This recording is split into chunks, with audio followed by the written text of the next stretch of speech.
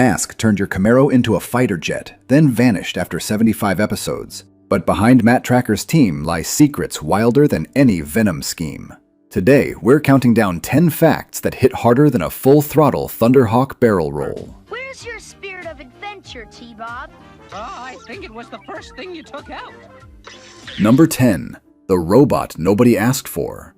You remember the vehicles, the masks, the action-packed Saturday mornings that defined your weekends and shaped your childhood memories forever. But do you remember T-Bob?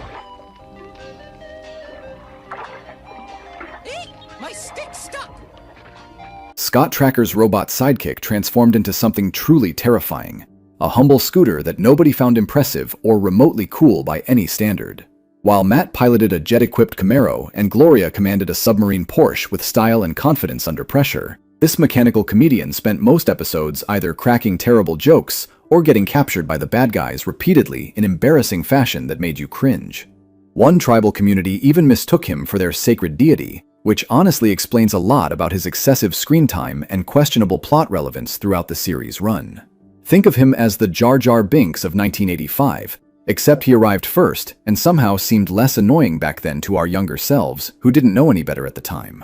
M.A.S.K.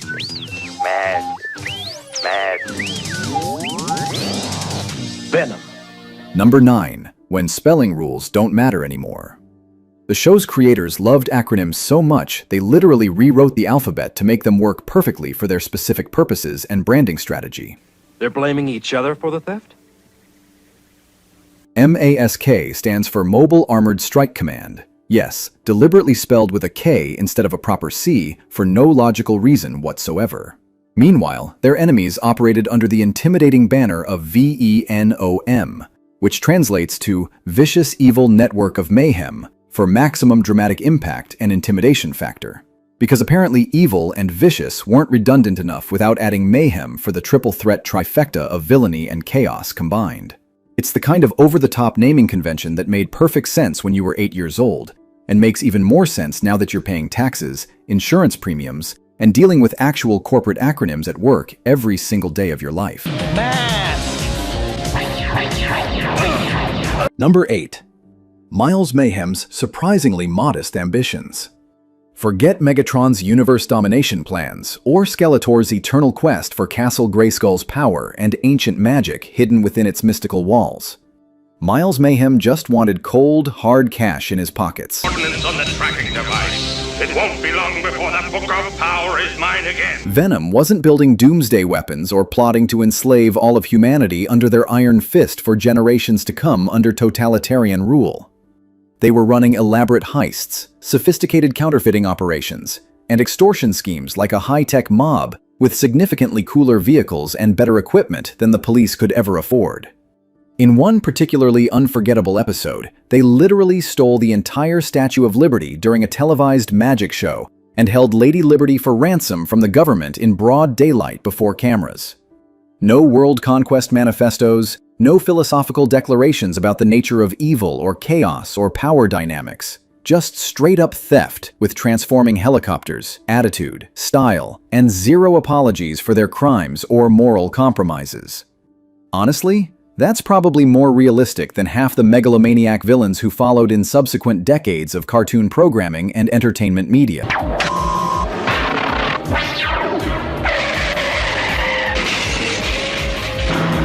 Number 7. The franchise that almost united them all. In 2015, Hollywood almost gave us the ultimate 80s toy fever dream come to spectacular life on the big screen for fans everywhere around the world.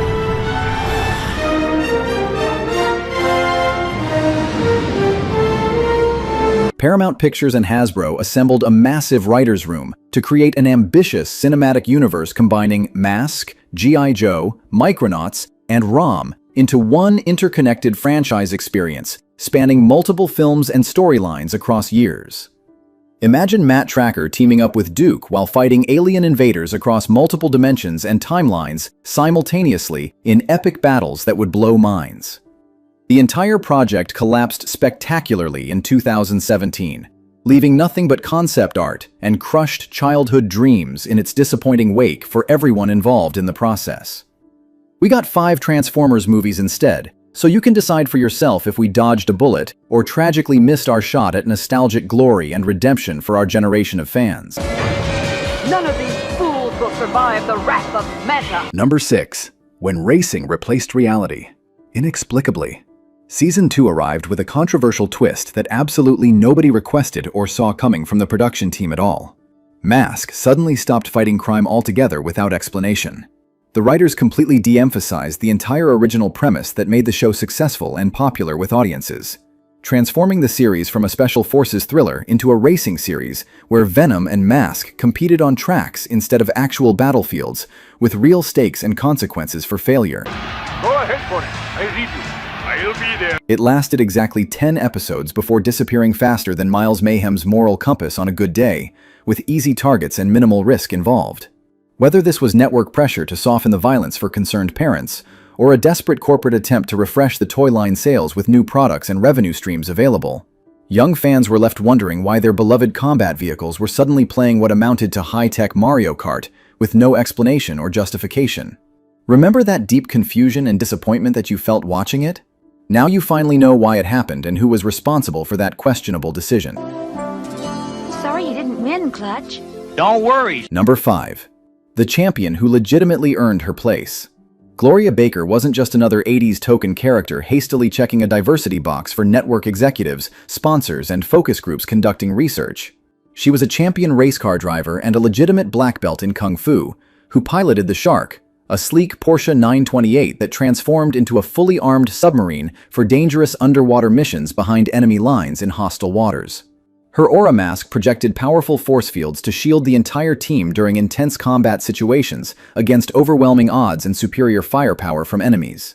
While other cartoons gave female characters caring powers, or made them the designated worrier and emotional support for the team members in crisis, Gloria got actual combat abilities and the coolest European sports car in the entire garage lineup, without question or debate. She proved you could sell toys and respect your audience simultaneously, without compromising either goal or alienating anyone in the process, or making things feel forced or pandering. I've never seen a Mach 5 handle like that. It's a major breakthrough, all right. Number 4. The carefully calculated creation. M.A.S.K wasn't born from pure creative inspiration or an artist's fever dream in a sketchbook late at night burning midnight oil.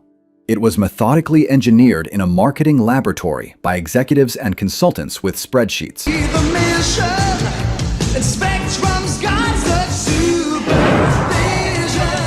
The show deliberately merged G.I. Joe's Special Forces team concept with Transformers' vehicle transformation gimmick perfectly and seamlessly in execution, creating a calculated hybrid designed to minimize both franchises' weaknesses while simultaneously maximizing toy sales potential across demographics and age groups worldwide.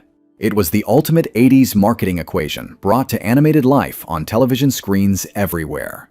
Elite military team plus shape-shifting machines equals maximum merchandising potential and profit margins for shareholders and toy manufacturers globally. They weren't even remotely subtle about the strategy or their intentions behind the scenes at all. And honestly, we didn't care one bit about the corporate manipulation or business model driving everything. The formula worked brilliantly because sometimes corporate synergy accidentally creates genuine magic that transcends its commercial origins and becomes something special that resonates for decades after the fact. Number 3. The millionaire who personally funded justice. Matt Tracker wasn't just the team leader making tactical decisions in the heat of battle under pressure and fire. He was the entire operation's generous sugar daddy and financial backbone, keeping everything running. This millionaire philanthropist personally bankrolled M.A.S.K's entire fight against V.E.N.O.M, funding every single vehicle, weapon, and mask from his own substantial fortune without government assistance or corporate sponsorship from anyone. His Thunderhawk, a cherry red Chevrolet Camaro with distinctive gull-wing doors, remains one of the most iconic transforming vehicles ever animated in television history to this day among fans, rotating those doors dramatically to become a fighter jet in mere seconds flat, with smooth precision and aerodynamic efficiency. He was basically Batman with significantly better toys and far less brooding angst about his tragic past and childhood trauma weighing him down, proving that inherited wealth could fund something besides more inherited wealth: yacht collections, country club memberships, and tax shelters for the rich. Number 2. Television's quiet revolution nobody discussed. Beneath all the explosions and transforming vehicles and action sequences that defined each episode, M.A.S.K made significant history nobody talked about at the time or recognized publicly in the media. It became the very first series in first-run syndication to air with closed captioning enabled from day one of broadcast availability nationwide, pioneering accessibility in children's entertainment before anyone publicly demanded it or made it a legal requirement for broadcasters to follow. While other shows focused purely on selling action figures and moving merchandise off store shelves as quickly as possible to meet quotas, M.A.S.K quietly ensured deaf and hard-of-hearing kids could follow Matt Tracker's adventures just like everyone else, without barriers or limitations to their enjoyment and participation. It's the kind of genuinely groundbreaking move that deserves serious recognition decades later in retrospect and historical context looking back. Especially since they accomplished it without making accessibility their entire marketing campaign or expecting medals and awards for basic human decency and inclusion efforts. I got a bang out of it too. Number 1. The most ironic finale in animation history. The final episode's title perfectly captured the show's abrupt ending in ways nobody intended or predicted at the time of production or airing. Even for my taste. Cliffhanger aired as Season 2's last desperate gasp, featuring the team racing against time to stop a deadly plague from spreading worldwide and causing devastation across continents and populations. No epic showdown with Miles Mayhem, no resolution to ongoing storylines, no proper closure for devoted fans who'd followed the series religiously every week. Just a regular episode that happened to be the very last one produced before cancellation hit without warning from above. The show simply stopped existing without warning or explanation from the network, leaving that title hanging with painfully unintentional irony for eternity in syndication reruns forever. It's the television equivalent of a comic book ending mid-sentence, without explanation or resolution for readers invested. Except nobody actually planned it that way or saw it coming from the network executives making decisions. The winner, Mr. Matt Tracker. Bonus fact: the title that sealed its fate forever. Speaking of cliffhanger, let's twist that nostalgic knife one more painful turn for old time's sake and some closure finally. After racing inexplicably replaced crime fighting and toy sales softened throughout the marketplace significantly and dramatically over time, the show disappeared without ceremony, explanation, or proper fanfare for loyal fans who deserved better treatment. That final title became accidentally prophetic in hindsight, a literal cliffhanger that never got resolved or addressed in any future media or revivals attempted. V.E.N.O.M continued their petty crimes somewhere off-screen in our imaginations, forever planning heists and schemes. Matt Tracker probably went back to counting his millions in peace and quiet at his estate somewhere, and T-Bob finally got the permanent retirement he desperately deserved after all his suffering and embarrassment on screen. The playlist just ended without warning, closure, or any satisfying conclusion whatsoever for anyone involved or watching. You won't wiggle your way out of this one. From groundbreaking accessibility breakthroughs to accidentally perfect finale titles, M.A.S.K packed more genuine surprises into 75 episodes than most shows manage in 5 full seasons of production and development cycles combined.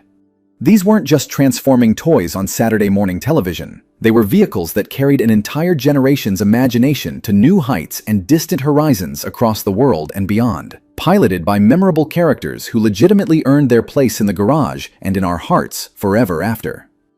Did you successfully block out T-Bob's entire existence from your memory banks permanently somehow? Or are you still processing that bizarre racing season twist that nobody asked for or wanted to see? Until next time, keep your masks charged and your vehicles ready for action at a moment's notice against any threat that emerges.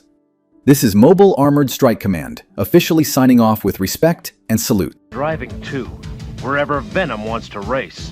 From Morocco to the jungles of Africa.